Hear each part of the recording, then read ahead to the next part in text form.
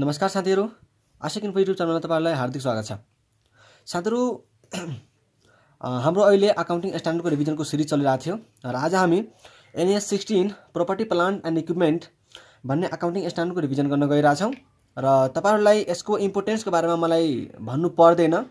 यो जति accounting standard अकाउन्टेन्सीको लागि इम्पोर्टेन्ट हो, त्यति नै अडिटको लागि पनि इम्पोर्टेन्ट हो। र यहाँबाट साथीहरू तपाईलाई अकाउन्टमा पनि क्वेसन आउँछ र अडिटमा पनि तपाईले हेर्नुहुन्छ भने सस्टेड धेरैचोटि क्वेसन यहाँबाट सोधेको रहेछ है। सो आज हामी यो अकाउन्टिङ स्ट्यान्डर्डलाई रिभिजन गर्नेछौँ र एकदम मजाले रिभिजन गर्नेछौँ। र एउटा कुरा मैले तपाईलाई के भन्न चाहे भन्दा कि यसको हामी अर्को भिडियोमा आज हामी कन्सेप्चुअल क्ल्यारिटी मात्र लिन्छौँ र अर्को भिडियोमा हामी आइकानमा सोधेका सबै क्वेसनहरू यही गर्नेछौँ, भिडियोमा गर्नेछौँ। त्यही भएर तपाईँ चिन्ता नलिनु होला, हामी सबै यही गर्छौँ। र भिडियोलाई चाहिँ मन पर्यो भने प्लिज तपाईँ भिडियोलाई च्यानललाई लाइक गर्नु होला, सब्स्क्राइब गर्नु होला र भिडियोलाई लाइक गरेर सेयर पनि गरिदिनु होला।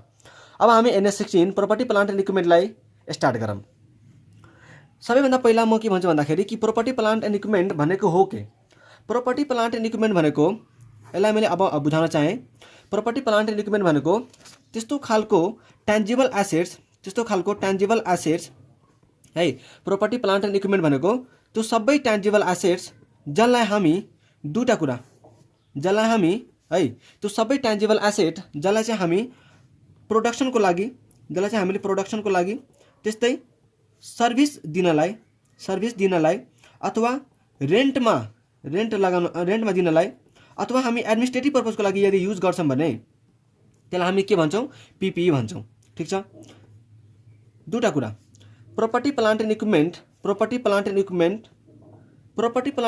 भनेको त्यो सबै ट्यान्जिबल एसेट्स जुन चाहिँ हामी प्रोडक्सनको लागि या त सर्भिस दिनलाई या त रेन्टमा दिनलाई या त एडमिनिस्ट्रेसन पर्पजको लागि हामी युज गर्छौँ भने त्यसलाई हामी के भन्छौँ? प्रोपर्टी प्लान्ट एन्ड इक्विपमेन्ट भन्छौँ। र अर्को कुरा के कन्डिसन सेटिस्फाई हुनुपर्छ भन्दा कि त्यो चाहिँ 12 महिनाभन्दा बढी युज भएको हुनुपर्छ है। त्यो चाहिँ 12 महिनाभन्दा बढी युज भएको हुनुपर्छ। जस्तै हामीले एउटा प्लान्ट एन्ड मसिनरी किनेर ल्यायौँ, त्यो प्लान्ट एन्ड मसिनरी किनेर ल्यायौँ भन्दा सपोज हामीले प्रोडक्सन पर्पजको लागि किनेर ल्यायौँ भने त्यसले के गर्यो? ट्यान्जिबल एसेट हो। प्रोडक्सन पर्पजको लागि किनेर ल्याएको छु। यदि त्यसलाई मैले 12 महिनाभन्दा बढी युज गर्ने एक्सपेक्ट गरेको छु भने यो मेरो लागि के हुन्छ? प्रोपर्टी प्लान्ट एन्ड इक्विपमेन्ट हुन्छ। त्यस्तै सपोज मैले मेरो काम के छ चाहिँ सर्भिस दिने छ भने जस्तै होटलहरूमा हुन्छ नि, त होटलको लागि मैले एउटा बिल्डिङ लिएँ, त होटल मेरो सर्भिस दिने ऊ हो हैन। त होटलको लागि यदि मैले कुनै बिल्डिङ लिएँ र त्यसलाई चाहिँ मैले 12 महिनाभन्दा बढी युज गर्ने एक्सपेक्टेसन राखेको छु भने त्यो केसमा त्यो बिल्डिङ पनि के हुन्छ? मेरो प्रोपर्टी प्लान्ट एन्ड इक्विपमेन्ट हुन्छ है। अब रिकग्निसन अफ PPE, ठिक छ। रिकग्निसन अफ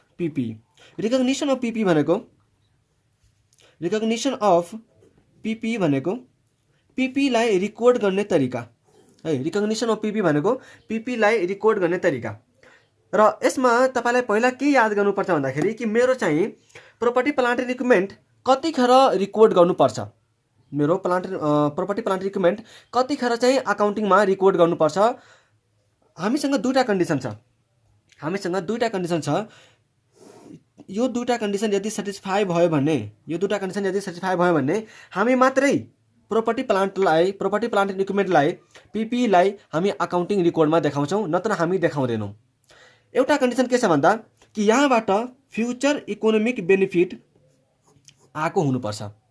यो एसेट हैन, कुनै पनि एसेटबाट हामी त्यसलाई PPE रिकग्निसन त्यतिखेर मात्रै गर्छौँ जब हामी त्यो PPE एसेटबाट कुनै हामीलाई फ्युचर इकोनोमिक बेनिफिट आउने देखिन्छ।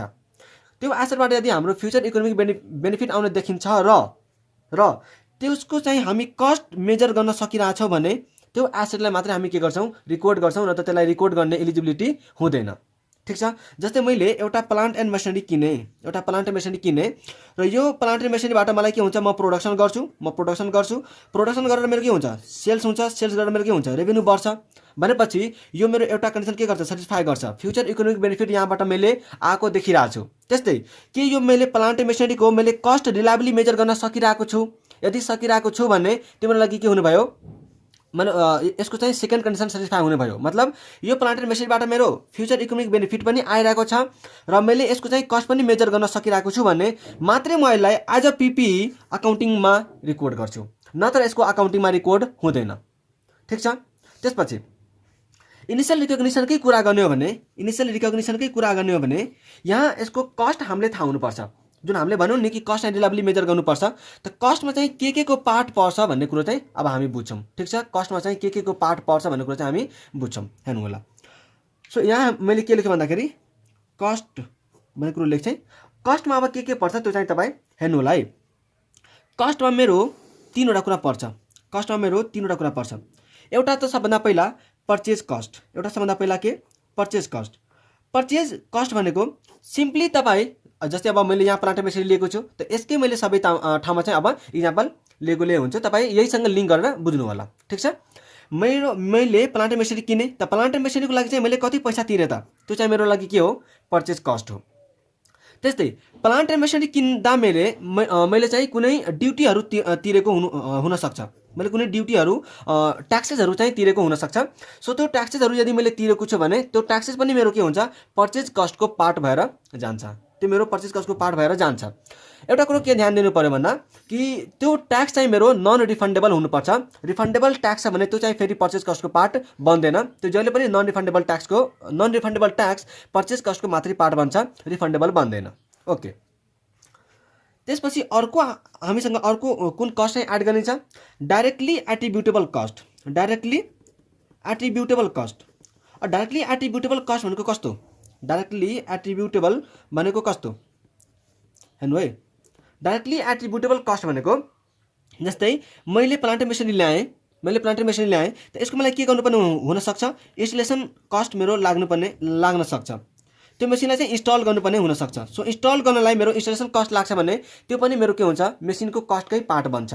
त्यस्तै यदि मैले टेस्टिङ गरेँ कि वास्तवमा यसले चाहिँ प्रोडक्सन गर्दो रहेछ कि गर्दैन भन्ने कुरो चाहिँ यदि मैले टेस्टिङ गरेँ र टेस्टिङ गर्दा मेरो कुनै एक्सपेन्सेस लागेको छ भने त्यो टेस्टिङको एक्सपेन्सेस पनि के हुन्छ, मेरो लागि मेसिनको कस्टकै पार्ट भएर जान्छ। तर यहाँ चाहिँ तपाईँ एउटा कुरा के ध्यान दिनुहुन्छ भने यदि मैले टेस्टिङ गर्दा कुनै प्रोडक्सन गरेँ, कुनै प्रोडक्सन गरेँ र त्यो प्रोडक्सनलाई यदि मार्केटमा मैले बेचेँ भने त्यहाँबाट आएको स्क्रैप मेरो मेसिनको कस्टबाट के गर्नुपर्छ, घटाइदिनु पर्ने हुन्छ। त्यसपछि अर्को कस्ट के बन्छ त यसमा, अर्को चाहिँ कुन कस्ट यसको पार्ट बन्छ त हेर्नु होला। यसलाई मैले भन्छु डिकमिसनिङ कस्ट या त रिस्टोरेसन कस्ट। डिकमिसनिङ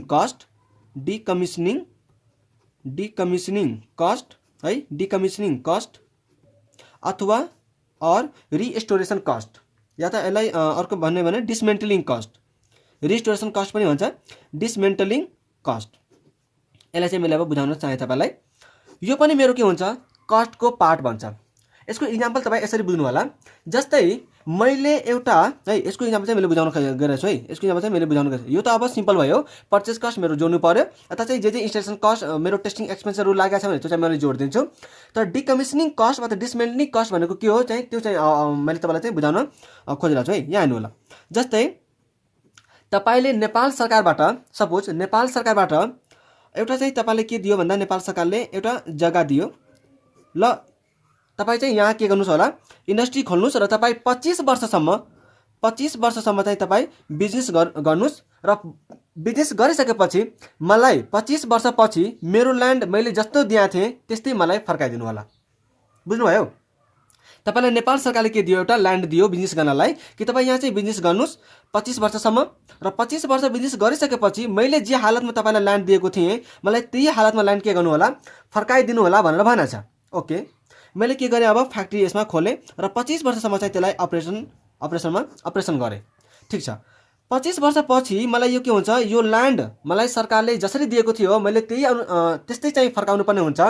सो मेरो त्यहाँ भएको जति पनि प्लान्ट मेसिनरीहरू हुन्छन्, जति पनि प्लान्ट मेसिनरी र अरू धेरै कुराहरू त्यहाँ हुन्छन्, त्यो सबै कुरालाई के गर्नुपर्छ, हामीले त्यहाँबाट हटाउनु पर्ने हुन्छ। त्यसलाई चाहिँ त्यहाँबाट डिइन्स्टल गर्नुपर्ने हुन्छ, डिसमेन्टल गर्नुपर्ने हुन्छ। ठुला फ्याक्ट्रीहरू चाहिँ धेरै ठुला हुन्छन्, त्यहाँ धेरै ठुला प्लान्ट मेसिनरीहरू लागेका हुन्छन्।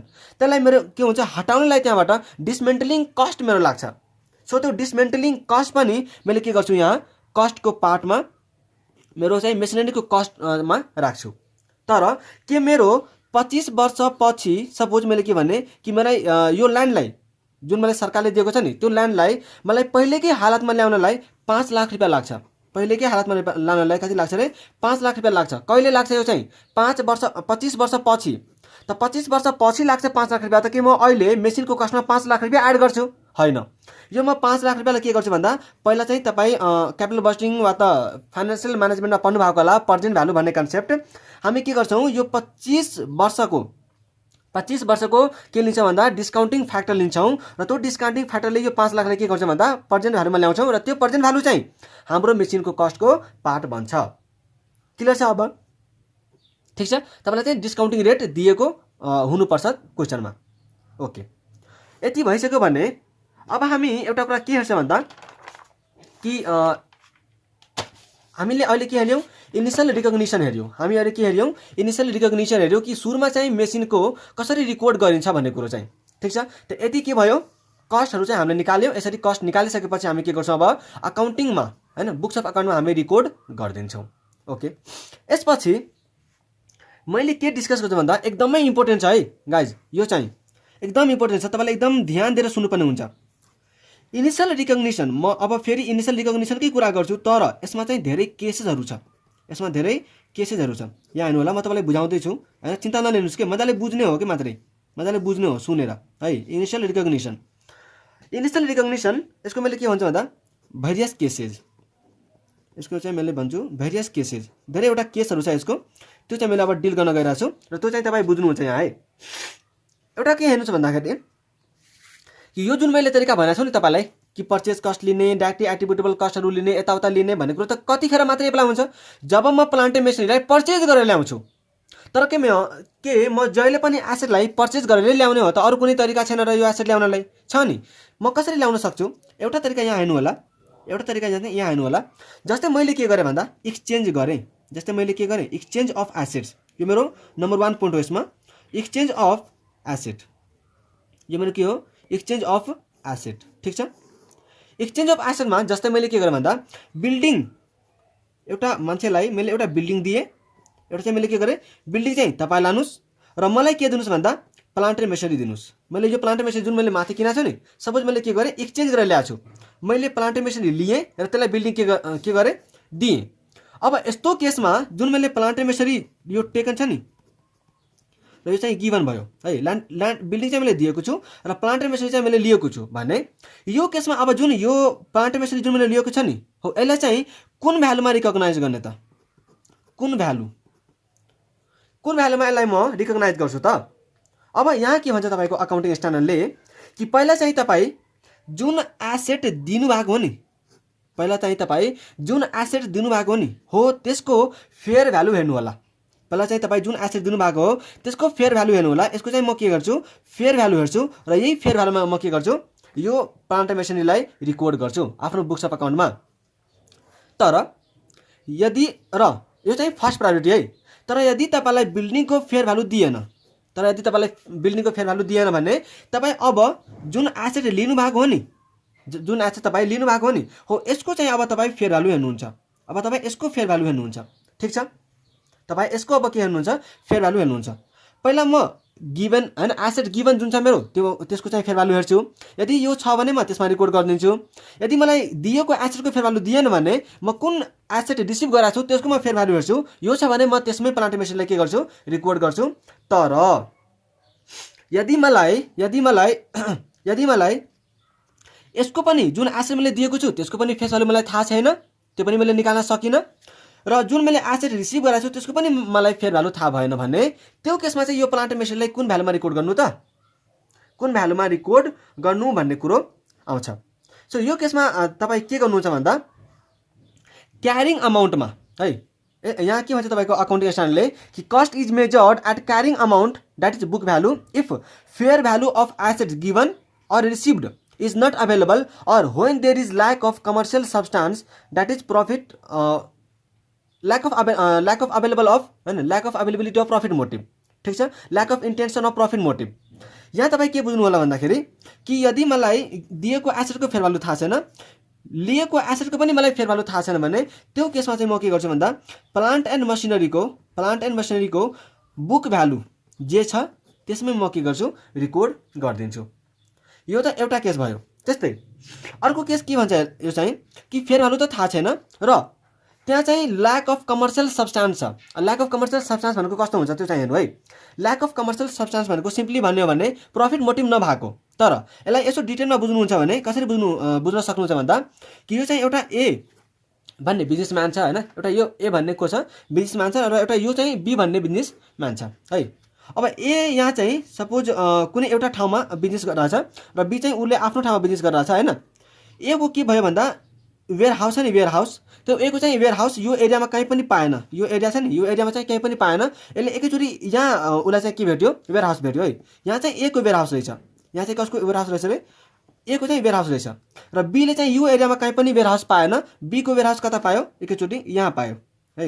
यहाँ चाहिँ बी को वेयर हाउस रहेछ। उसले दुईटैजनाले के भयो आफ्नो आफ्नो एरियामा चाहिँ वेयर हाउस पाएन, स्टोर राख्नलाई सामान राख्नलाई चाहिँ उसले आफ्नो वेयर हाउस चाहिँ पाएन। अब ए को वेयर हाउस यता छ, बी को वेयर हाउस यहाँ छ। अब तपाईँ आफै सोच्नुहोस्, एले यदि यहीँबाट काम गरेको भए त्यसलाई एकदम सजिलो हुन्थ्यो, बीले यहीँबाट काम गरेको भए एकदम सजिलो हुन्थ्यो। तर बी को वेयर हाउस यहाँ छ, ए को वेयर हाउस यहाँ छ हैन। फेरि दुईटै वेयर हाउसको के छ भन्दा क्यापेसिटी उस्तै छ हैन, सबै कुरो चाहिँ उस्तै छ के, डिजाइनिङ सिजाइनिङ यताउता कस्टहरू हैन, यसको क्यापेसिटी राख्ने हैन, त्यो सब कुरो चाहिँ उस्तै छ भने ए र बीले दुईटैजनाले के गर्छ मिलेर यसो गरौँ न, तपाईँ चाहिँ मेरो वेयर हाउसमा सामान राख्नुहोस् र मैले चाहिँ तपाईँको वेयर हाउसमा सामान राख्छु, किनकि यसले गर्दा मलाई के हुन्छ, मलाई पनि र तपाईँलाई पनि के हुन्छ सजिलो हुन्छ भनेपछि तपाईँले के यहाँ यिनीहरूले के किनबेच गरेको हो होइन, के यिनीहरूले किनबेच गरेको होइन, सिम्पली के गरे भन्दाखेरि दुईटैले चाहिँ आफूलाई सजिलो हुने गरी चाहिँ वेयर हाउसको ट्रान्सफर मात्रै गरे हो भनेपछि यहाँ कुनै प्रफिट मोटिभ छैन के, यहाँ कुनै प्रफिट मोटिभ छैन भने यस्तो केसमा पनि जुन तपाईँ यहाँको वेयर हाउस लिनुभयो नि हो त्यसलाई चाहिँ हामीले के गर्छौँ बुक भ्यालुमा मात्रै रेकर्ड गर्छौँ है। अब यो भयो एउटा केस। कुन केस थियो यो चाहिँ एक्सचेन्ज अफ एसेटको केस, ठिक छ। यो थियो कुन केस, एक्सचेन्ज अफ एसेटको केस। अब अगाडि जाऊँ सेकेन्ड केस। नम्बर 2 मा मैले लेखेँ यहाँ नम्बर 2 ग्रान्ट। नम्बर 2 मा मैले के लेखेँ ग्रान्ट। अब यो चाहिँ मलाई फेरि पनि डिस्कस गरिराख्नु पर्दैन किनकि हामी NS20 पढ्दा गभर्नमेन्ट ग्रान्ट पढ्ने बेला चाहिँ हामीले यसको डिस्कस गरिसकेका छौँ कि ग्रान्टको बेला चाहिँ तपाईँ दुई तरिकाले एसेट पाउनुहुन्छ। एउटा चाहिँ तपाईँ फ्री अफ कस्टमा पाउनुहुन्छ र एउटा चाहिँ तपाईँ कन्सेसनल प्राइसमा पाउनुहुन्छ। यो कुरा चाहिँ हामीले डिस्कस गरिसकेका छौँ है। NS20 यदि तपाईँ हेर्नु भएको छैन भने त्यहाँ तपाईँ यही क्याप्टो अकाउन्टिङ स्ट्यान्डर्ड भनेर एउटा प्लेलिस्ट छ, त्यहाँ गएर तपाईँ चाहिँ हेर्न सक्नुहुन्छ है। सो हामी यो कुरो चाहिँ पढिसकेका छौँ कि यदि तपाईँ गभर्नमेन्टबाट कुनै ग्रान्ट पाउनुभयो एसेटमा हैन, एसेटको चाहिँ कुनै ग्रान्ट पाउनुभयो भने त्यो केसमा चाहिँ तपाईँ दुई तरिकाले पाउन सक्नुहुन्छ। एउटा त फ्रीमा पाउन सक्नुहुन्छ, एउटा चाहिँ कन्सेसनल प्राइसमा पाउन सक्नुहुन्छ, मतलब कम प्राइसमा पाउन सक्नुहुन्छ। सो यदि फ्रीमा पाउनुहुन्छ भने तपाईँ चाहिँ ₹1 या त 100 मा रेकर्ड गर्नुहुन्छ। यो कुरो चाहिँ हामीले के गरेका थियौँ पढाएको थियौँ। त्यस्तै कन्सेसनल प्राइसमा पाउनुहुन्छ भने तपाईँ एक्चुअलमा कति पैसा तिर्नुभएको हो है, एक्चुअलमा कति पैसा तिर्नुभएको हो त्यति पैसामै रेकर्ड गर्नुहुन्छ भन्ने कुरो हामीले पढाएको थियौँ। सो यहाँ पनि त्यही कुरा एप्लाई हुन्छ, ठिक छ। त यो थियो सेकेन्ड केस ग्रान्टको। अब थर्ड केस छ हामीसँग beyond normal credit period. Beyond normal credit period यो तपाईँको लागि एकदमै इम्पोर्टेन्ट हुन सक्छ। नर्मल क्रेडिट हैन, बियोन्ड नर्मल क्रेडिट पिरियड। यहाँ के भयो भन्दा यो ए भन्ने मान्छेले बीबाट एउटा प्लान्ट एन्ड मेसिनरी किनेर ल्यायो है।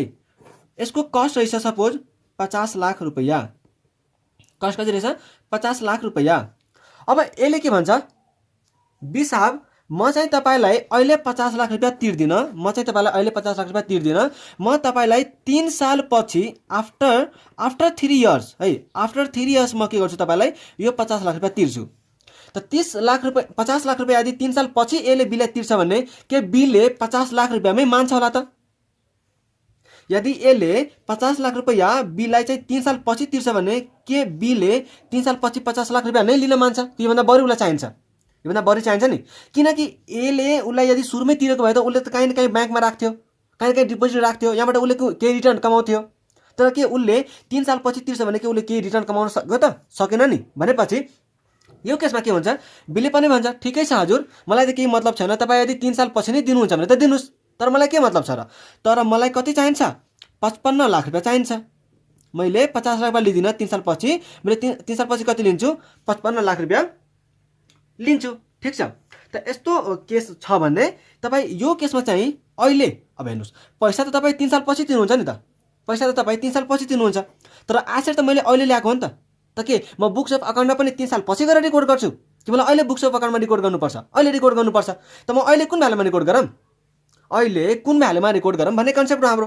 त हामी के बुझ्छौँ भन्दा 3 साल पछिको एउटा डिस्काउन्टिङ फ्याक्टर लिन्छौँ, 3 साल पछिको डिस्काउन्टिङ फ्याक्टर लिन्छौँ र यो 55 लाख रुपियाँ त हामी 3 साल पछि दिने हो। त यो 55 लाख रुपियाँलाई हामी के गर्छौँ, प्रेजेन्ट भ्यालुमा ल्याउँछौँ र यही प्रेजेन्ट भ्यालुमा हामी के गर्छौँ भन्दा यो प्लान्ट एन्ड मेसिनरीको रिकग्निसन मतलब बुक्स अफ अकाउन्टमा चाहिँ रिकर्ड गर्छौँ। ठिक छ।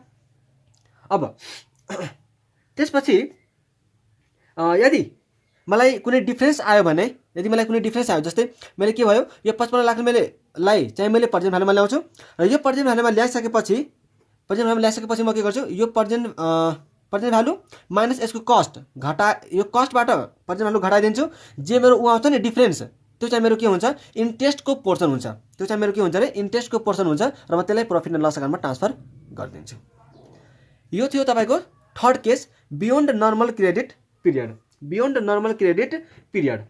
अब फोर्थ केस के छ भन्दा यदि तपाईँ फाइनेन्स लिजमा किन्नुभयो भने,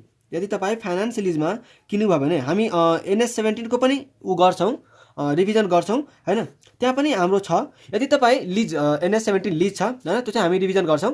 त अहिले तपाईँ के बुझ्नुहोस् कि यदि तपाईँ फाइनेन्स लिजमा कुनै एसेट किन्नुभएको हो भने, तपाईँ कुनै पनि एसेट फाइनेन्स लिजमा किन्नुभएको हो भने त्यतिखेर हामी के एप्लाई गर्छौँ, NS17। मैले यहाँ के पनि भनिनँ, मात्र के भने यदि तपाईँ कुनै एसेट फाइनेन्स लिजमा लिएर आउनु भएको छ भने त्यसको रिकग्निसन NS17 को अनुसारले हुन्छ, त्यो हामी NS17 मै गएर सिक्छौँ। ओके, मैले यो पनि सबै डिस्कस गरिसकेँ कि इनिसियल रिकग्निसनको भेरियस केसेसहरू हुनसक्छ, जस्तै एउटा एक्सचेन्जवाला थियो हैन, त्यस्तै हामीले बियोन्ड नर्मल क्रेडिट पिरियडवाला हेऱ्यौँ, त्यस्तै एउटा कुनै एसेट यदि ग्रान्टमा पाएको छ भने के कसरी रिकर्ड हुन्छ भन्ने कुरा हामीले हेऱ्यौँ हैन, फाइनेन्स लिजमा पाएको छ भने त NS17 नै लागू हुने भयो। ठिक छ। त यो कुरोहरू चाहिँ हामीले हेऱ्यौँ। अब हामीसँग छ अर्को टपिक, सब्सिक्वेन्ट एक्सपेन्डिचर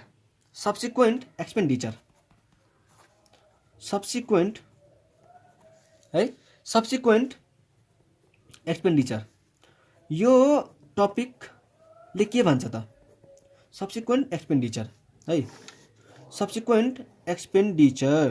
यो टपिकले के भन्छ, भन्दा के मैले जुन प्लान्ट एन्ड मेसिनरी किनेर ल्याएको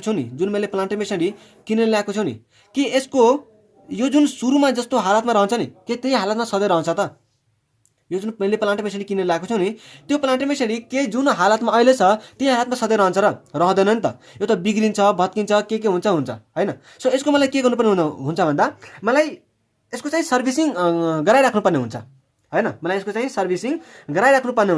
र यसको चाहिँ मैले दुईटा भागमा छुट्याउँछु। एउटा त रिपेयर एन्ड मेन्टेनेन्सको कस्ट लाग्न सक्छ, मलाई के हुनसक्छ भन्दा त्यो मेसिन टाइममा बिग्रिन्छ, त्यसलाई चाहिँ रिपेयर गर्नु पर्यो र त्यसलाई चाहिँ के गर्नु पर्यो, मेन्टेनेन्सको कामहरू चाहिँ हामीले गरिराख्नुपर्छ।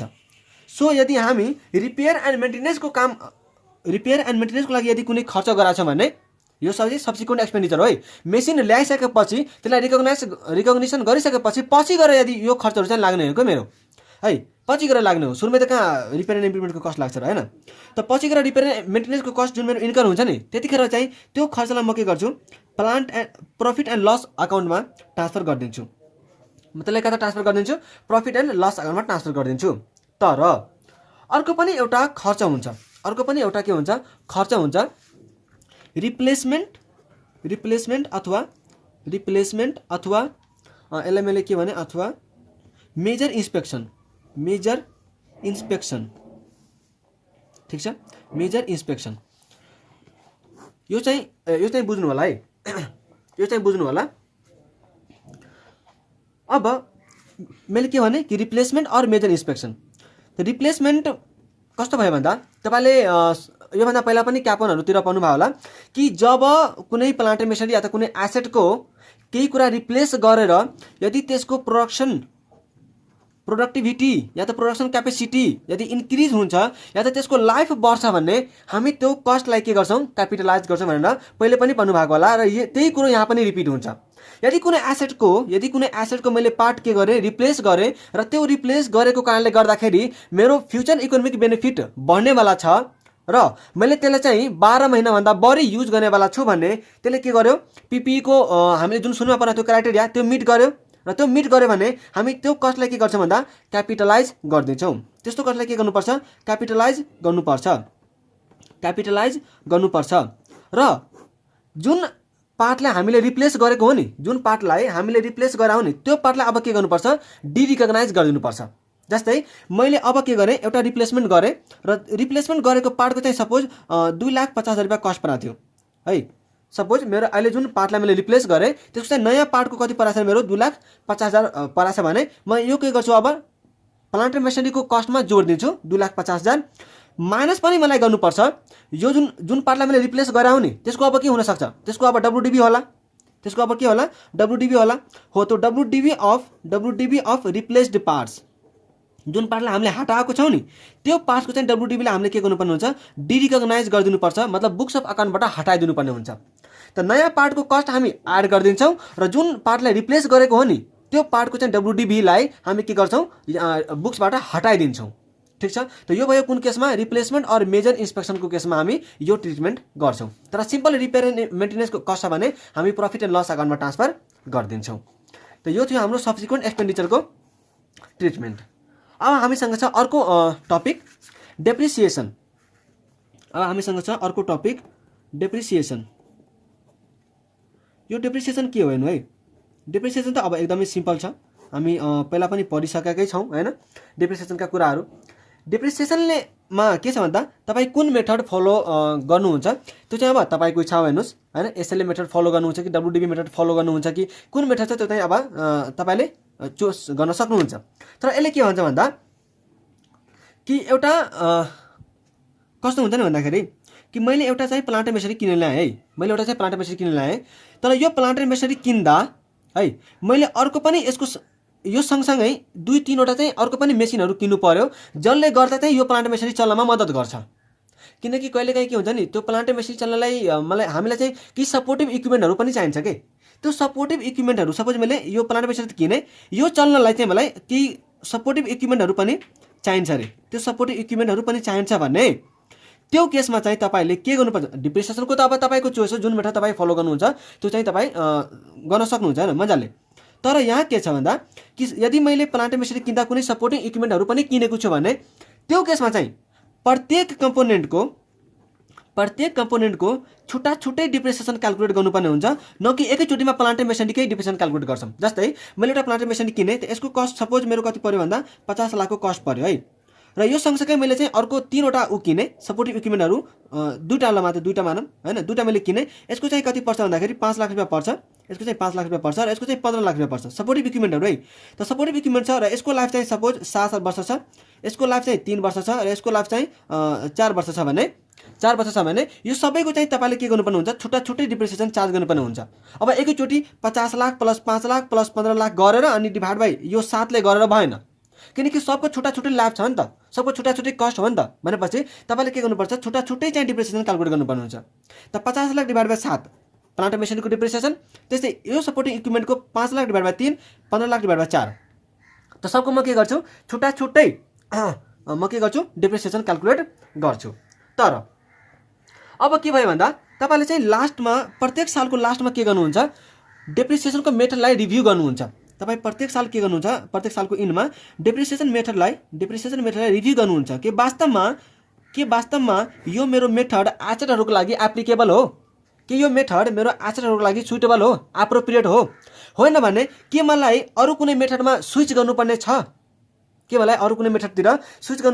र यदि तपाईँ कुनै अरू मेथडतिर, जस्तै पहिला चाहिँ तपाईँ एसएलएम मेथडमा लाउँदै हुनुहुन्थ्यो र अब चाहिँ तपाईँ यदि डब्ल्युडिबी फलो गर्न थाल्नुभयो भने यसलाई हामी चेन्ज इन अकाउन्टिङ इस्टिमेट भन्छौँ। र यो कुरो चाहिँ तपाईँको कता डिल हुन्छ भन्दा NS 8 मा। ठिक छ। अब यसलाई हामी अकाउन्टिङ इस्टिमेट भन्छौँ र यो कुरो चाहिँ हामी NS 8 को रिभिजन गर्दाखेरि हामी पढ्छौँ। सो अब यहाँ के हुने भयो, यदि तपाईँ चेन्ज गर्नुभयो भने यो चेन्ज चाहिँ एप्लाई चाहिँ हामी प्रोस्पेक्टिभ तरिकाले गर्छौँ, न कि रेट्रोस्पेक्टिभ तरिकाले। हामी यो चेन्जको कसरी एप्लाई गर्छौँ? प्रोस्पेक्टिभ तरिकाले, ठिक छ। रेट्रोस्पेक्टिभले गर्दैनौँ। प्रोस्पेक्टिभ भनेको जस्तै मैले 1 साल र 2 साल एसएलएम बेसिस फलो गर्थेँ, यही मैले 2 साल चाहिँ फलो गरेँ, ठिक छ। एसएलएम मैले फलो गरेँ र थर्ड इयरमा आएर मैले यदि डब्लुडिबी फलो गर्न थालेँ भने डब्लुडिबीको जुन पर्सेन्टेज हुन्छ नि सपोज 25%, त यो मेरो चाहिँ अबको जुन डब्लुडिबी बाँकी रहन्छ नि है, डब्लुडिबी मेथड अब जुन यो एसएलएम मेथड गरेर जुन मेरो डब्लुडिबी बाँकी रहन्छ नि हो, त्यहाँदेखि चाहिँ यो 25% लागू हुन्छ। यो चाहिँ ओरिजिनल कस्टमा लागू हुँदैन, ठिक छ। मतलब हामी जहिले पनि के गर्छौँ? प्रोस्पेक्टिभ इफेक्टलाई युज गर्छौँ। रेट्रोस्पेक्टिभ इफेक्टमा के हुन्छ भन्दा सुरुदेखि नै यसरी क्यालकुलेट गर्दै आउनुपर्छ, हैन। त्यो चाहिँ तपाईँले डेप्रिसिएसन च्याप्टर पढ्ने बेलामा क्यापोनको पढ्नुभयो होला। सो यहाँ मात्रै मैले के भने, हामी चाहिँ यदि चेन्ज गऱ्यो भने प्रोस्पेक्टिभ इफेक्टले हामी अगाडि बढ्छौँ, ठिक छ। अब अर्को कन्सेप्ट छ हामीसँग सेसेसन अफ डेप्रिसिएसन। सेसेसन अफ डेप्रिसिएसन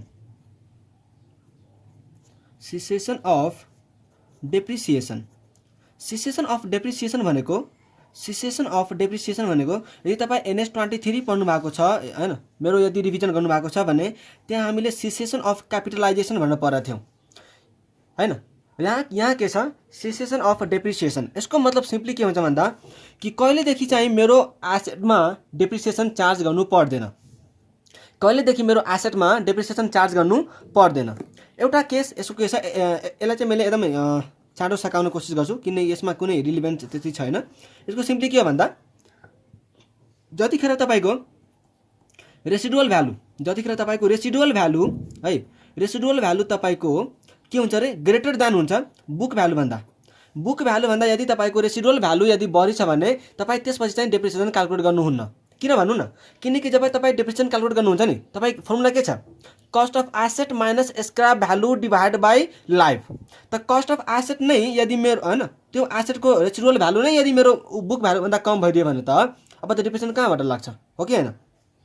त्यस्तै अर्को केस के छ भन्दा, अर्को केस हेर्नुहुन्छ भने हामी यहाँ के हेर्छ भन्दा कि यदि मेरो एसेट एक्टिभ युजबाट, है, जस्तै तपाईँ प्लान्ट मेसिनरी चाहिँ प्रोडक्सनको लागि युज गर्नुभएको थियो, यदि तपाईँ त्यहाँबाट त्यसलाई रिटायर गरिदिनु भयो, अब यो प्लान्ट मेसिनरी चाहिँ अब मैले के अरे प्रोडक्सन गर्नलाई युज गर्दिनँ, त्यो युज गर्दिनँ भन्ने बित्तिकै अब त्यसलाई चाहिँ डेप्रिसिएसन चार्ज गर्नु पर्दैन। जबसम्म युज भइरहेको थियो तबसम्म त्यसको डेप्रिसिएसन क्यालकुलेट भइरहेको थियो, तर जब तपाईँले त्यसलाई चाहिँ एक्टिभ युजबाट हटाइदिनु भयो, रिटायर गरिदिनु भयो, तब त्यसपछि चाहिँ त्यसको डेप्रिसिएसन क्यालकुलेट गर्नु पर्दैन। या त त्यो एसेटलाई चाहिँ तपाईँ के गर्नुभयो भन्दा डिरिकग्नाइज गरिदिनु भयो, मतलब बुक्स अफ अकाउन्टबाट चाहिँ हटाइदिनु भयो। यसको मतलब तपाईँ सोल्ड, मतलब तपाईँले एसेट नै बेचिदिनु भयो भने त डेप्रिसिएसन त क्यालकुलेट गर्ने रिलिभेन्टै रहेन नि त, हैन। र अर्को मैले के भनेको थिएँ कि रिटायर भनेको मैले अब प्रोडक्सन पर्पजको लागि चाहिँ यो मेसिनलाई युजै गर्दिनँ। त प्रोडक्सन पर्पजको लागि तपाईँ मेसिनलाई युज नै गर्नुहुन्न भने डेप्रिसिएसन पनि क्यालकुलेट गर्न पाउनुहुन्न, ठिक छ। त्यसपछि चाहिँ हामीसँग अब अर्को topic measurement at balance sheet date हो। यो पनि इम्पोर्टेन्ट रहन्छ, measurement at balance sheet date, ठिक छ। Measurement at balance sheet date यसमा के छ भन्दा अब तपाईँ सुन्नु है, तपाईँले एसेट किन्नुभयो, तपाईँले एसेटको चाहिँ सब्सिक्वेन्ट एक्सपेन्डिचरहरू पनि गर्नुभयो, कतिखेर चाहिँ डेप्रिसिएसन क्यालकुलेट गर्दैन भन्ने कुरो पनि बुझ्नुभयो, डेप्रिसिएसन कसरी क्यालकुलेट हुन्छ भन्ने कुरो पनि बुझ्नुभयो। तर लास्टमा जब मेरो प्लान्ट मेसिनरी रहन्छ त्यसलाई मलाई ब्यालेन्स सिटमा पनि देखाउनु पर्ने हुन्छ नि त ब्यालेन्स सिटमा देखाउँदा चाहिँ मैले कसरी त्यसलाई भ्यालुएसन गर्छु त, ब्यालेन्स सिटमा देखाउनलाई मैले त्यसलाई कसरी भ्यालुएसन गर्छु भन्ने कुरा चाहिँ अब हामी डिस्कस गर्छौँ। त यहाँ हामीसँग दुईवटा रहेछ, मेथड छ, मोडल छ खासमा। एउटा छ हामीसँग कस्ट मोडल, एउटा हामीसँग कुन छ? कस्ट मोडल, र अर्को छ हामीसँग रिभ्यालुएसन मोडल। तपाईँलाई यो दुईवटा मध्ये जुन मोडल चाहिँ फलो गर्न मन लाग्छ त्यो मोडल चाहिँ तपाईँ फलो गर्न सक्नुहुन्छ है। कस्ट मोडल यदि तपाईँ फलो गर्नुहुन्छ भने, यदि तपाईँ एसेटलाई चाहिँ ब्यालेन्स सिट डेटमा मेजर गर्नलाई कस्ट मोडल यदि तपाईँ फलो गर्नुहुन्छ भने तपाईँ के गर्नुहुन्छ भन्दा ओरिजिनल कस्ट लिनुहुन्छ, ओरिजिनल कस्ट लिनुहुन्छ हैन। ओरिजिनल कस्टबाट तपाईँ के गर्नुहुन्छ भन्दा ओरिजिनल कस्टबाट एकुमुलेटेड डिप्रिसिएसन घटाइदिनुहुन्छ। अब फर्स्ट इयर छ भने त फर्स्ट इयरकै एकुमुलेटेड डिप्रिसिएसन त्यही हुने भयो, ठिक छ। त एकुमुलेटेड डिप्रिसिएसन मैले के गर्छु, एकुमुलेटेड डिप्रिसिएसन मैले घटाइदिन्छु, यो चाहिँ मैले घटाइदिन्छु। अनि accumulated impairment loss, accumulated impairment loss. Accumulated impairment loss भनेको इम्पेयरमेन्ट कस्तो हुन्छ भन्दाखेरि कि मैले चाहिँ के गरेँ भन्दा मैले चाहिँ के गरेँ कि डिप्रेसन त मैले चार्ज गरेँ है।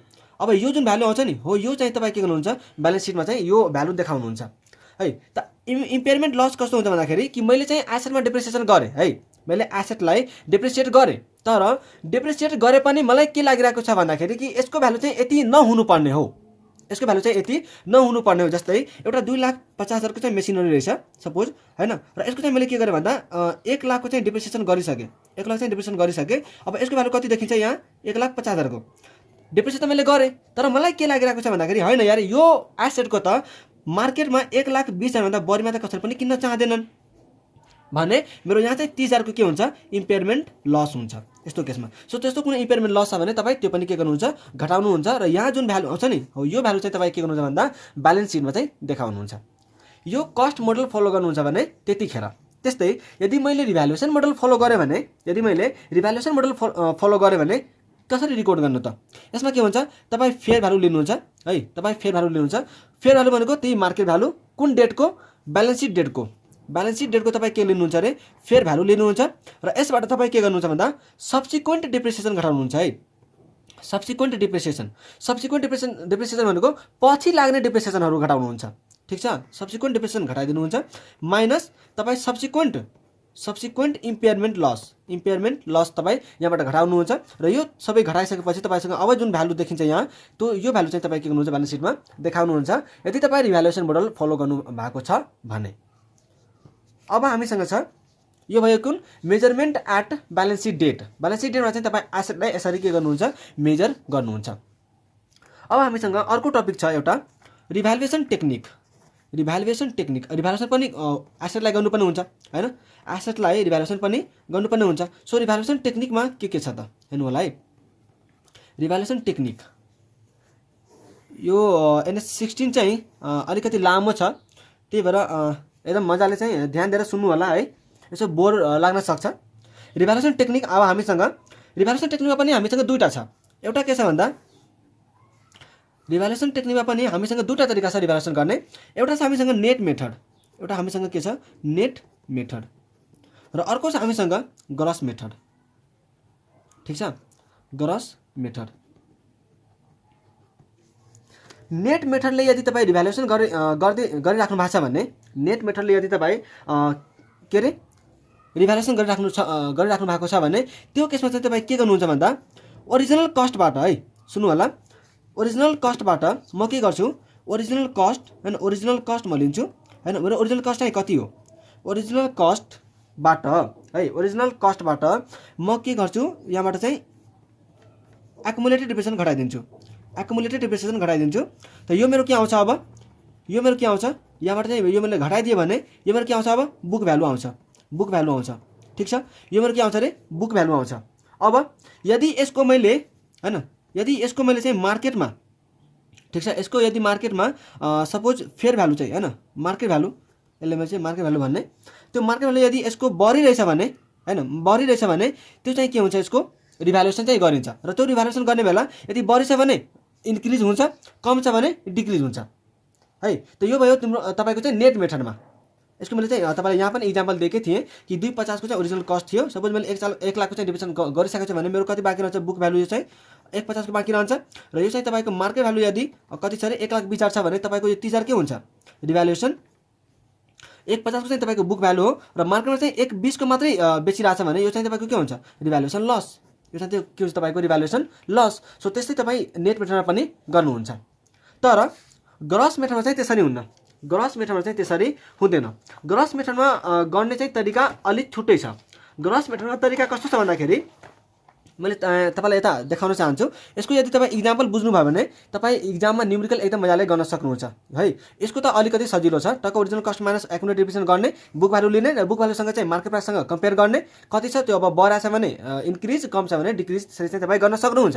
तर यदि तपाईँ ग्रस मेथड फलो गरिराख्नु भएको छ भने त्यो कुरा चाहिँ अलिक गाह्रो हुनसक्छ। जस्तै मैले के भन्छु भन्दा कि ओरिजिनल कस्ट मेरो मेसिनको कति छ, सपोज मैले भने कि 10 लाख रुपियाँ छ, मैले कति भने 10 लाख रुपियाँ चाहिँ मेरो के छ अरे ओरिजिनल कस्ट छ। त्यस्तै एकुमुलेटेड डिप्रिसिएसन चाहिँ मेरो कति छ भन्दा 3 लाखको चाहिँ के रहेछ अरे एकुमुलेटेड डिप्रिसिएसन छ है। एकुमुलेटेड डिप्रिसिएसन कति छ 3 लाखको छ भने म यता चाहिँ के निकाल्न सक्छु, बुक भ्यालु निकाल्न सक्छु मजाले। त बुक भ्यालु मेरो कति हुन्छ, original cost minus accumulated depreciation मतलब कति हुन्छ 7 लाख रुपियाँ। त यो मैले के गरेँ, यो मेरो चाहिँ बुक भ्यालु हो 7 लाख रुपियाँ, ठिक छ। तर सपोज तपाईँको चाहिँ मार्केटमा फेयर भ्यालु यसको कति छ अरे, फेयर भ्यालु मतलब मार्केट भ्यालु चाहिँ यसको कति छ 8,50,000 छ, 8 लाख कति छ अरे 50,000 छ भने यहाँ चाहिँ मेरो कति हुन्छ रिभ्यालुएसन गेन मेरो कति हुन्छ, मेरो एसेटको कस्ट के हुने भयो, भ्यालु चाहिँ बढ्ने भयो। मेरो बुक भ्यालु चाहिँ 7 लाख छ तर फेयर भ्यालु कति छ अरे 8,50,000 मतलब मेरो गेन हुने भयो, कतिको हुने भयो 8,50,000 माइनस 7 लाख त 1,50,000 को मलाई के हुन्छ गेन हुन्छ, ठिक छ। यो मैले चाहिँ ग्रस मेथडमा कसरी रिभ्यालुएसन गर्ने छ भन्ने कुरा चाहिँ मैले देखाउँदैछु है। अब यहाँ तपाईँ के गर्नुहुन्छ भन्दा ओरिजिनल कस्ट र एकुमुलेटेड डिप्रिसिएसनलाई है, यही दुईवटा कुरालाई चाहिँ तपाईँ ध्यान दिनुहुन्छ कि ओरिजिनल कस्ट यसलाई र यो एकुमुलेटेड डिप्रिसिएसनलाई पर्सेन्टेज अफ इन्क्रिजले एडजस्ट गर्नुहुन्छ, त मैले अब के निकाल्छु यहाँ कि मेरो पर्सेन्टेज अफ इन्क्रिज कति छ, है, पर्सेन्टेज अफ इन्क्रिज कति छ। त मेरो इन्क्रिज कति भएको हो 1,50,000, मेरो रिभ्यालुएसन गेन भएको हो त यतिले बढा छ त 1,50,000 चाहिँ मेरो बढेको हो। कुन भ्यालुमा बढेको हो त 7 लाखमा, मेरो बुक भ्यालु कति छ 7 लाख तर बढेको कति हो 1,50,000 मतलब 7 लाखमा बढेको हो यो। त 7 लाखमा यो के भयो बढेको हो भने यसको चाहिँ पर्सेन्टेज कति हुन्छ यसको हुन्छ पर्सेन्टेज तपाईँको 21.428% है। त यो मेरो के हो पर्सेन्टेज अफ इन्क्रिज हो, मतलब यति पर्सेन्टेज चाहिँ मेरो के भएको छ अरे इन्क्रिज भएको छ, बुक एसेटको चाहिँ भ्यालु इन्क्रिज भएको छ। मैले तपाईँलाई के भने कि ओरिजिनल कस्ट र एकुमुलेटेड डिप्रिसिएसनलाई यही पर्सेन्टेज अफ इन्क्रिजले तपाईँ एडजस्ट गर्नुहुन्छ, तपाईँ यही पर्सेन्टेज के गर्नुहुन्छ एडजस्ट गर्नुहुन्छ। सो एडजस्ट गरौँ, एडजस्ट कसरी गरिन्छ त म फेरि अब लेख्छु यहाँ ओरिजिनल कस्ट। त ओरिजिनल कस्ट मेरो कति थियो यहाँ 10 लाख रुपियाँ थियो, मेरो ओरिजिनल कस्ट यहाँ कति थियो 10 लाख रुपियाँ थियो। त म के गर्छु 10 लाख इन्टु मेरो पर्सेन्टेज कति छ यहाँ, मेरो पर्सेन्टेज कति छ 21.428%। त यो मेरो कति आउँछ, यो मेरो आउँछ तपाईँको 2,14,280, 2,14,280, ठिक छ। त ओरिजिनल कस्टलाई मैले एडजस्ट गरेँ यो पर्सेन्टेजले, त्यस्तै म के गर्छु एकुमुलेटेड डिप्रिसिएसनलाई पनि यही पर्सेन्टेजले एडजस्ट गर्छु। त एकुमुलेटेड डिप्रिसिएसन कति छ मेरो 3 लाखको, त 3 लाख इन्टु 21.428%, यो चाहिँ कति हुन्छ भन्दा 64,280, ठिक छ। अब यसको एन्ट्री तपाईँ गरिदिनुहोस्, रिभ्यालुएसन गर्नुभएको हो त यसको एन्ट्री गरिदिनुहोस्। आफै यो के हुन्छ यो 1,50,000 जुन छ नि हाम्रो यहाँ, यो 1,50,000 जुन छ नि हाम्रो यो चाहिँ आफै इम्प्याक्ट तपाईँको देखिन्छ यो एन्ट्रीले गर्दा। अब हामी एन्ट्री के गर्छौँ पहिला त पिपी अकाउन्ट डेबिट हैन, किन मेरो एसेट बढेको हो त्यही भएर मैले के गरेँ पिपीलाई डेबिट गरेँ, मेरो एसेट बढेको हो नि त रिभ्यालुएसन गरेर 1,50,000 को बढ्यो हो नि त हैन। त मेरो एसेटको कति लेख्छु अब 2,14,280, यो ओरिजिनल कस्ट 2,14,280। टुमा के लेख्छु एकुमुलेटेड डिप्रिसिएसन मेरो कति छ जुन एडजस्ट गरेको छु यो हैन, टु एकुमुलेटेड डिप्रिसिएसन अकाउन्ट यो गरौँ मैले, यसको कति हुन्छ भ्यालु 64,280, यो मैले लेखेको छु माथि 64,280। र अब जुन तपाईँको ऊ हुन्छ नि यहाँबाट अब जे तपाईँको यहाँ देखिन्छ नि भ्यालु त्यसलाई हामी कता ट्रान्सफर गरिदिन्छौँ रिभ्यालुएसन रिजर्भमा, किनकि हाम्रो रिभ्यालुएसनले गर्दाखेरि यो रिभ्यालुएसन गेन हो त हाम्रो त 1,50,000 को, त यसलाई मैले कता ट्रान्सफर गरिदिन्छु अब रिभ्यालुएसन रिजर्भमा म के गर्छु अब ट्रान्सफर यसलाई गरिदिन्छु रिभ्यालुएसन रिजर्भमा। तपाईँ यहाँ हेर्नुहुन्छ भने यो ठ्याक्कै तपाईँको 1,50,000 नै आउँछ। सो यो नेट इम्प्याक्ट भनेको यसरी आउने रहेछ है। त हुने भनेको चाहिँ तरिका यही हो हेर्नुहोस्, नेट मेथड चाहिँ हामीले यो तरिका फलो गऱ्यौँ, ग्रस मेथड चाहिँ हामीले यो तरिका फलो गऱ्यौँ हैन। रिभ्यालुएसन यसरी हामीले ग्रस मेथडमा चाहिँ यसरी हामी रिभ्यालुएसन गर्छौँ। त्यस्तै यदि लस भएको भए एकुमुलेटेड डिप्रिसिएसन त यही हुन्थ्यो हैन। रिभ्यालुएसन लस रिजर्भलाई त हाम्रो रिभ्यालुएसन लसमा हुँदैन, यो त हामीले माथि लेखिदिन्छौँ हैन। र पिपी चाहिँ तल आउँथ्यो, ठिक छ। त्यसै चाहिँ आफै के हुन्थ्यो, नेट इम्प्याक्ट चाहिँ रिभ्यालुएसन लसको पनि आउँथ्यो। यहाँ पनि तपाईँलाई चाहिँ मैले नेट मेथडको भनिसकेँ। अब हामी जान्छौँ अर्को टपिकमा, र अर्को हामीसँग टपिक छ ट्रिटमेन्ट अफ रिभ्यालुएसन, ठिक छ। अब हामीसँग टपिक के छ, ट्रिटमेन्ट अफ रिभ्यालुएसन है। ट्रिटमेन्ट अफ रिभ्यालुएसन यहाँ मैले लेखेँ, ट्रिटमेन्ट अफ रिभ्यालुएसन। अब रिभ्यालुएसन मात्रै मैले भन्छु है, किनकि रिभ्यालुएसन सरप्लस पनि आउन सक्छ, रिभ्यालुएसन लस पनि आउन सक्छ। सो ट्रिटमेन्ट अफ रिभ्यालुएसन, ठिक छ। ट्रिटमेन्ट अफ रिभ्यालुएसन, यो रिभ्यालुएसनमा चाहिँ तपाईँको रिभ्यालुएसन सरप्लस पनि आउन सक्छ, रिभ्यालुएसन लस पनि आउन सक्छ। त यहाँ हाम्रो दुईटा मैले यहाँ चाहिँ दुईटा बनाउँछु। एउटा त तपाईँको के आउन सक्छ, रिभ्यालुएसन गेन आउन सक्छ, र एउटा चाहिँ तपाईँको के आउन सक्छ, रिभ्यालुएसन लस आउन सक्छ। त यसलाई मैले के भने, गेन भने, ठिक छ। यो तपाईँको के हो, रिभ्यालुएसन गेन हो। त्यस्तै तपाईँको यता चाहिँ लस पनि आउन सक्छ, ठिक। ओके, अब यदि गेन आयो भने तपाईँ सिम्पली कता ट्रान्सफर गर्नुहुन्छ भन्दा रिभ्यालुएसन सरप्लसमा। तपाईँ सिम्पली कता ट्रान्सफर गर्नुहुन्छ, रिभ्यालुएसन सरप्लसमा है। तपाईँ कहाँ ट्रान्सफर गर्नुहुन्छ यसलाई, रिभ्यालुएसन सरप्लसमा। गेन आएको छ भने है, यदि तपाईँलाई गेन आएको छ भने तपाईँ कहाँ ट्रान्सफर गर्नुहुन्छ, रिभ्यालुएसन सरप्लसमा। त्यस्तै रिभ्यालुएसन मेरो लस आयो भने म कता ट्रान्सफर गरिदिन्छु, profit and loss अकाउन्टमा। Revaluation loss आयो भने म कता ट्रान्सफर गरिदिन्छु, प्रफिट एन्ड लस अकाउन्टमा। तर यदि एउटा कुरा तपाईँ के ध्यान दिनु भन्दा कि यहाँ जुन सपोज यो सेकेन्ड इयर हो, यो चाहिँ के हो रे, सेकेन्ड इयर हो है। सेकेन्ड इयरमा मेरो के भयो भन्दा, यो त मैले एकदम सिम्पल प्रोभिजन भनेको छु है, कि यदि गेन भएको छ भने रिभ्यालुएसन सरप्लसमा जान्छ, रिभ्यालुएसन लस भयो भने प्रफिट एन्ड लस अकाउन्टमा जान्छ। तर यदि सेकेन्ड इयरमा चाहिँ मलाई के भयो, गेन भएको छ, मलाई सेकेन्ड इयरमा चाहिँ के भएको छ, गेन भएको छ, कति, 1,50,000, ठिक छ। तर यदि मेरो फर्स्ट इयरमा रिभ्यालुएसन लस भएको थियो भने, ध्यान दिएर सुन्नु होला, सेकेन्ड इयरमा चाहिँ मलाई के भयो, गेन भयो, रिभ्यालुएसन गेन भयो 1,50,000 को। तर मेरो रिभ्यालुएसन लस, फर्स्ट इयरमा चाहिँ मेरो रिभ्यालुएसन लस भएको थियो, मेरो फर्स्ट इयरमा रिभ्यालुएसन लस भएको थियो भने त्यो रिभ्यालुएसन लस बराबरको अमाउन्ट चाहिँ प्रफिट एन्ड लस अकाउन्टमा ट्रान्सफर हुन्छ, र बाँकी बचेको अमाउन्ट मात्रै हामी रिभ्यालुएसन सरप्लसमा ट्रान्सफर गर्छौँ। जस्तै यदि मेरो फर्स्ट इयरमा रिभ्यालुएसन लस चाहिँ सपोज आर लस मेरो 50,000 को आएको थियो भने 50,000 मेरो कहाँ जान्छ, 50,000 चाहिँ मैले प्रफिट एन्ड लसमा ट्रान्सफर गर्छु, 50,000 मैले के गर्छु, प्रफिट एन्ड लसमा ट्रान्सफर गरिदिन्छु, र अब 1,50,000 बाँकी बचेको कति भयो, 1,00,000। त यो 1,00,000 मेरो अब मात्रै कता जान्छ, अब रिभ्यालुएसन सरप्लसमा, ठिक छ। मेरो सेकेन्ड इयरमा चाहिँ सपोज मेरो गेन आयो, र फर्स्ट इयरमा यदि मेरो लस भएको थियो भने त्यो लस बराबरको अमाउन्ट चाहिँ पहिला म प्रफिट एन्ड लसमा ट्रान्सफर गरिदिन्छु, र बाँकी बचेको अमाउन्ट मात्रै कता ट्रान्सफर हुन्छ, रिभ्यालुएसन सरप्लसमा ट्रान्सफर हुन्छ। यो बुझ्नुभयो। त्यसपछि लसमा जाउँ। रिभ्यालुएसन लस भयो भने कहाँ ट्रान्सफर गर्ने रे, प्रफिट एन्ड लस अकाउन्टमा चाहिँ ट्रान्सफर गरिन्छ, प्रफिट एन्ड लस अकाउन्टमा ट्रान्सफर गरिन्छ। सेकेन्ड कुरो, यदि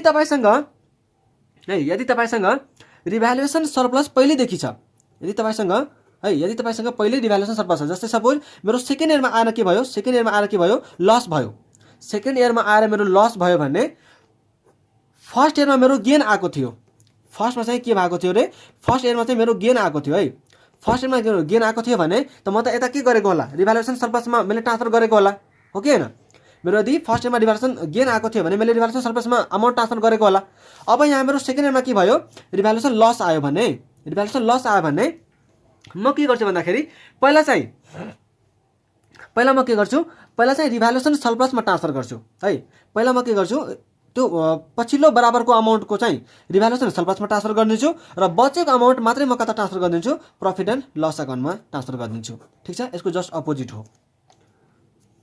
अब यदि मैले रिभ्यालुएसन गरेँ भने मैले अब के गरेँ, रिभ्यालुएसन मैले गरिसकेँ हैन, रिभ्यालुएसन मैले गरिसकेँ। अब एउटा कुरा के छ भन्दा है, यहाँ एउटा कुरो के छ कि तपाईँ रिभ्यालुएसन सरप्लसलाई रिटेन अर्निङमा चाहिँ ट्रान्सफर गर्नुपर्ने हुन्छ। रिभ्यालुएसन सरप्लसलाई चाहिँ तपाईँले रिटेन अर्निङमा ट्रान्सफर गर्नुपर्ने हुन्छ। सो कतिखेर मलाई चाहिँ रिभ्यालुएसन सरप्लसलाई रिटेन अर्निङमा म ट्रान्सफर गर्छु र कति अमाउन्ट ट्रान्सफर गर्छु भन्ने कुरो छ। यसले के भन्छ, पहिला के भन्छ भन्दाखेरि सुरुमा भन्छ यसले कि इक्वल टु कति रिभ्यालुएसन सरप्लस मैले चाहिँ उसमा रिटेन अर्निङमा मैले कति ट्रान्सफर गर्नेछु भन्ने कुरो चाहिँ मैले डिस्कस गरिरहेको छु अहिले। त इक्वल टु एक्सेस डेप्रिसिएसन, ठिक छ। र अर्को यहाँ चाहिँ यसले भन्छ फुल अमाउन्ट। अब यसले के भन्छ भन्दाखेरि तपाईँको रिभ्यालुएसन सरप्लसमा कुनै अमाउन्ट चाहिँ तपाईँ ट्रान्सफर गर्नुभएको छ है, तपाईँ रिभ्यालुएसन सरप्लसमा कुनै अमाउन्ट ट्रान्सफर गर्नुभएको छ। अब रिभ्यालुएसन सरप्लसबाट मेरो चाहिँ रिटेन अर्निङमा ट्रान्सफर गर्नलाई रिटेन अर्निङमा चाहिँ मैले कति अमाउन्ट ट्रान्सफर गर्छु त भन्ने कुरो छ है। त यहाँ हामीले के गरेका थियौँ, यहाँ चाहिँ हामीले रिभ्यालुएसन गरेका थियौँ है, यहाँ हामीले के गरेका थियौँ, रिभ्यालुएसन गरेका थियौँ।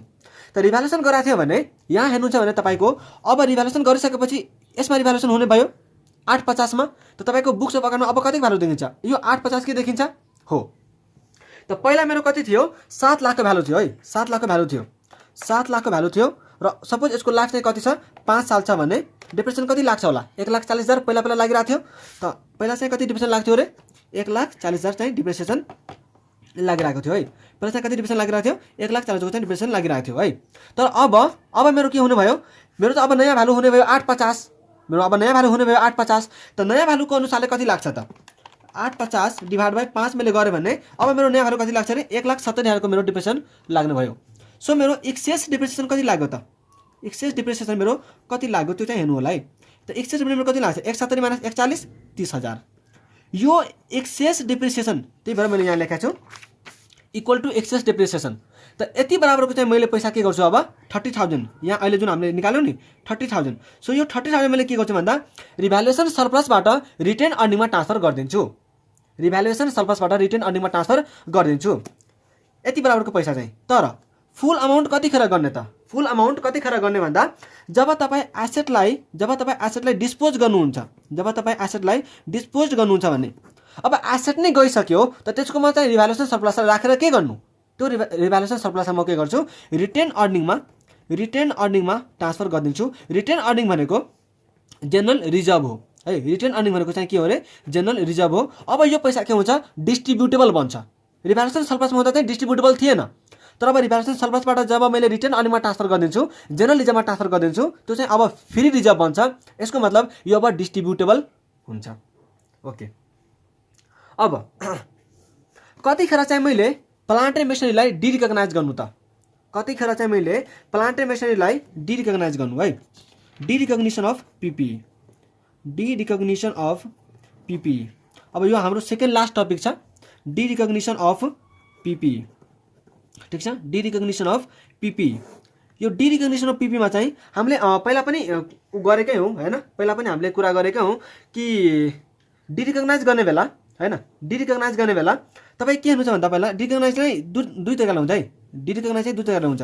एउटा के हुन्छ भन्दा तपाईँ एसेटलाई बेचिदिनुहुन्छ, त एसेट नै बेच्यो भने त अब त्यसलाई बुक्स अफ अकाउन्टबाट हटाउनु पर्यो र बेच्नुहुन्छ भने तपाईँले के गर्नुपर्ने हुन्छ, लस या त गेन क्याल्कुलेट गर्नुपर्ने हुन्छ, त लस या त गेन तपाईँ कसरी क्याल्कुलेट गर्नुहुन्छ, त्यही बुक भ्यालु मेरो कति छ र मैले सेल प्राइस कतिमा बेचेँ, ठिक छ। जस्तै मेरो बुक भ्यालु सपोज 5 लाख छ र मैले चाहिँ सेल भ्यालु मेरो कति छ 7 लाख छ भने 7 लाखको छ भने मेरो कति भयो 2 लाख रुपियाँ के आयो, गेन आयो, ठिक छ। यसरी चाहिँ तपाईँ बुक भ्यालु सँग कम्पेयर गरेर सेल भ्यालुलाई गेन या त लस क्याल्कुलेट गर्न सक्नुहुन्छ कतिखेर जब तपाईँ बेच्नुहुन्छ। त बेच्नु भयो भने पिपीलाई के गर्नु पर्यो, अब बुक्स अफ अकाउन्टबाट हटाइदिनु पर्छ। अर्को केस के छ, अर्को केस भन्दा पहिला पनि मैले भनेको थिएँ, यदि तपाईँले एक्टिभ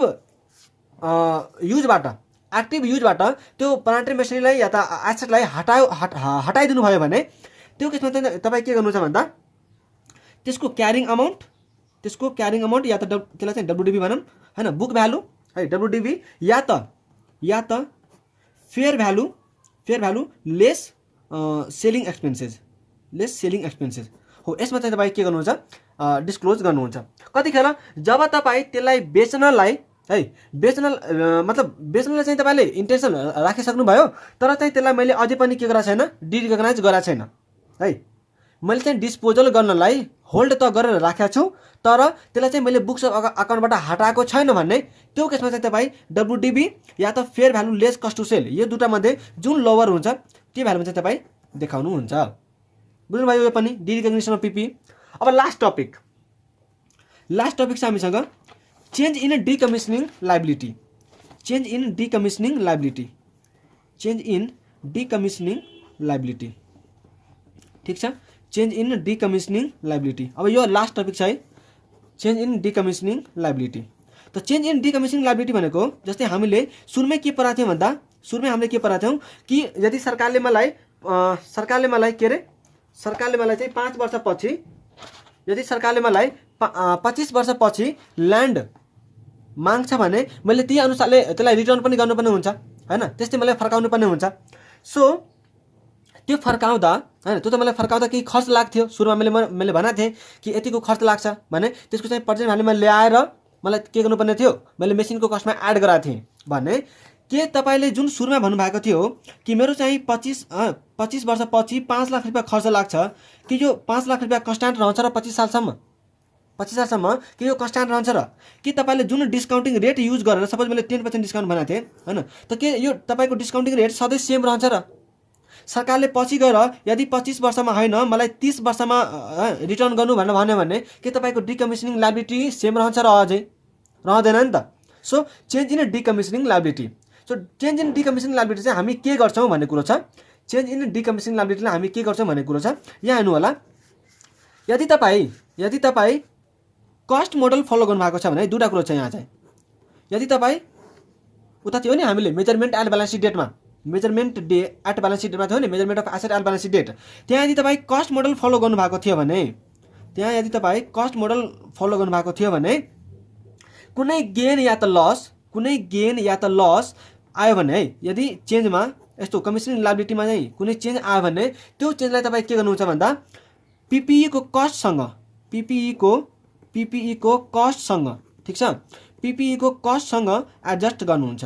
ठीक छ, PPE को कस्टसँग तपाईँ एडजस्ट गर्नुहुन्छ हैन। जस्तै मेरो लस आयो भने म के गर्छु, PPE account debit to provision for decommissioning liability account.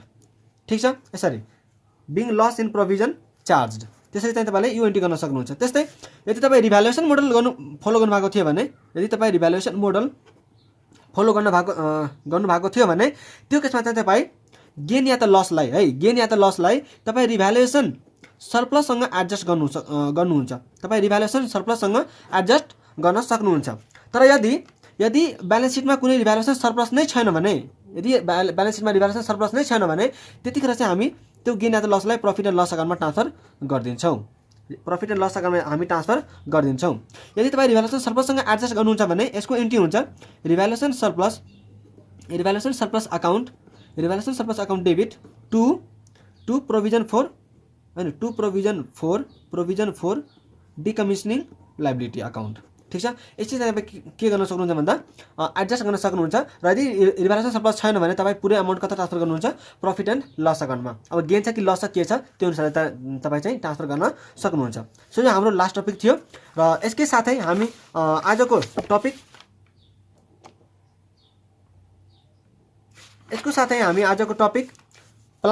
Property plant and equipment NS 16 हामीले सक्यौँ। र यदि तपाईँलाई भिडियो मन परेको छ भने प्लिज च्यानललाई सब्सक्राइब गर्नु होला र भिडियोलाई चाहिँ सेयर गर्न नबिर्सनु होला है। आजलाई यति नै गरौँ। Thank you so much, take care, bye bye. र अर्को भिडियोमा हामी आइकनमा सोधेको सबै क्वेसनहरू गर्नेछौँ। So please be prepared. Thank you so much for watching this video, take care, bye by.